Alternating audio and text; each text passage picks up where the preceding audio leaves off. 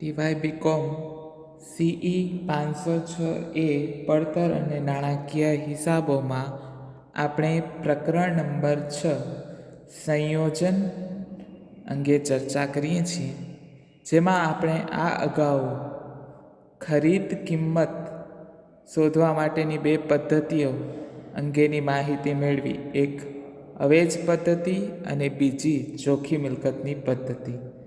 આજે આપણે આમ નોંધ અને ખાતા કઈ રીતે તૈયાર કરવા તેની નોંધ લઈએ.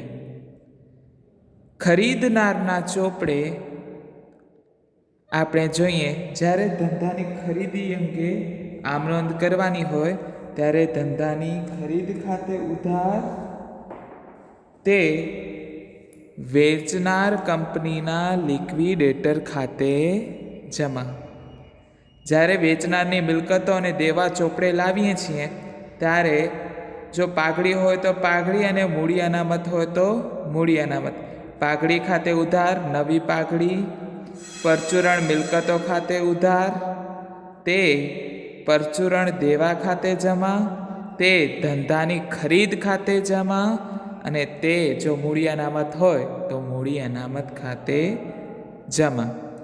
ત્યારબાદ અવેજની ચૂકવણી કરવામાં આવે ત્યારે આપણે શું આમ નોંધ લખીએ છીએ તો કે વેચનાર કંપનીના લિક્વિડેટર ખાતે ઉધાર તે ઇક્વિટી શેર મૂડી ખાતે જમા, તે જામીનગીરી પ્રીમિયમ હોય તો પ્રીમિયમ ખાતે જમા, જો પ્રેફરન્સ શેર મૂડીના પ્રમાણે તો તે પ્રેફરન્સ શેર મૂડી ખાતે, તે ડિબેન્ચર ખાતે, તે બેંક ખાતે જેટલી રકમ રોકડ બેંક ખાતે લઈ જવાની હોય. ત્યારબાદ ચોથી આમ નોંધ, હવે જાહેર જનતામાં જો ફરીથી આપણે નવા શેર બહાર પાડીએ છીએ ત્યારે શું આમ નોંધ થશે તો કે બેંક ખાતે ઉધાર તે ઇક્વિટી શેર મૂડી ખાતે જમા, તે જામીનગીરી પ્રીમિયમ ખાતે જમા. જો પ્રીમિયમથી આપણે શેર બહાર પાડીએ તો. હવે નવી કંપનીનો પ્રાથમિક ખર્ચ કે સ્થાપના ખર્ચ થાય તો તેની વિગત શું થશે? પ્રાથમિક કે સ્થાપના ખર્ચ ખાતે ઉધાર તે બેંક ખાતે જમા. હવે ખરીદનાર કંપની વેચનારનો વિસર્જન ખર્ચ ચૂકવે છે કે ભોગવે છે ત્યારે શું આમ નોંધ થશે તો કે પાઘડી ખાતે ઉધાર તે બેંક ખાતે જમા.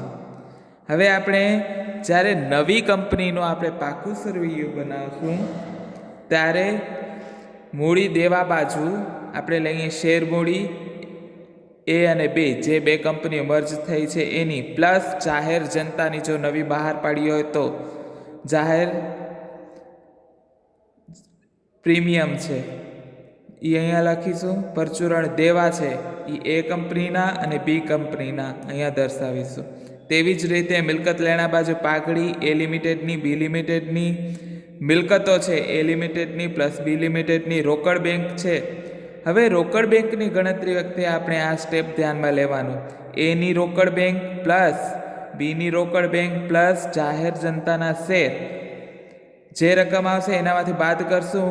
અવેજની રોકડ જે આપી હોય એ બાદ કરશું, માઇનસ વિસર્જન ખર્ચ બાદ કરશું અને માઇનસ પ્રાથમિક ખર્ચ પણ આપણે બાદ કરીશું.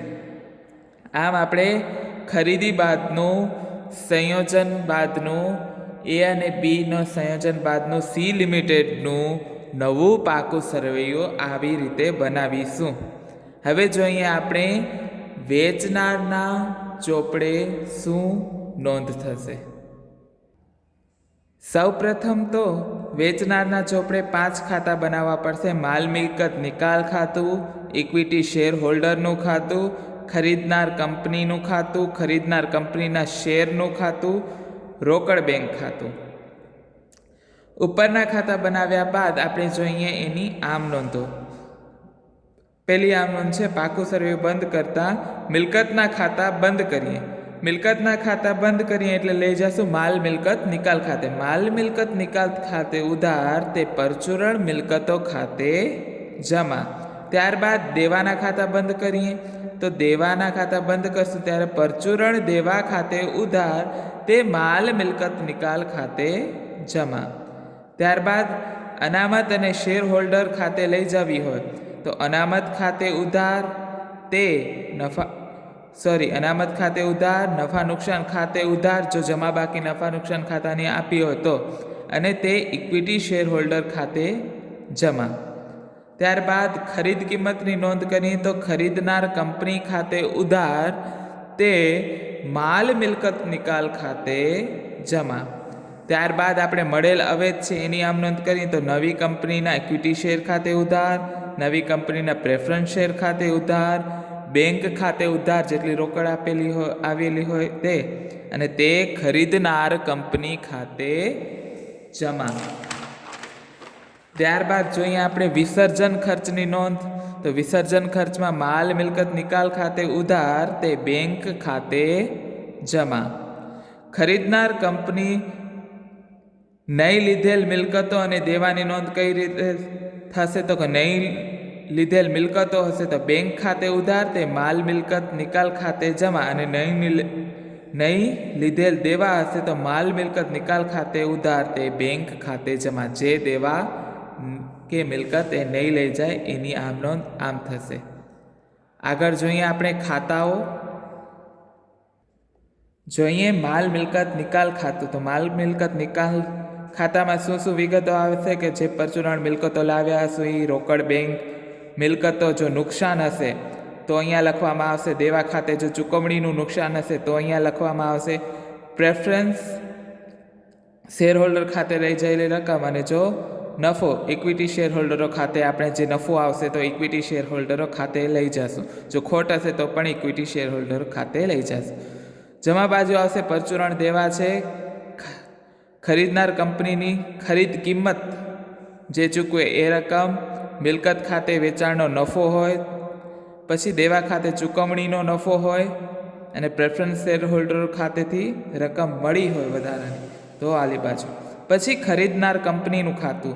ખરીદનાર કંપનીનું ખાતું શું છે? માલ મિલકત નિકાલ ખાતે શું ખરીદ કિંમત જેટલી રકમ, એના બદલે જે રોકડ ખરીદનાર કંપનીના ઇક્વિટી શેર પ્રેફરન્સ શેર જે પણ આવ્યા હોય તે જમા બાજુ દર્શાવીશું. અને ઇક્વિટી શેર હોલ્ડરનું ખાતું તો કે કંપનીમાં શેર કે ડિબેન્ચર વટાવ ખાતે, અહીંયા જો વટાવથી આપેલું હોય. પ્રાથમિક ખર્ચા, નફા નુકસાન ખાતેની બાકી, માલ મિલકત નિકાલ ખાતે જો ખોટ હશે તો અહીંયા લખવામાં આવશે. રોકડ બેંક ખાતે લઈ જયેલ રકમ આવશે.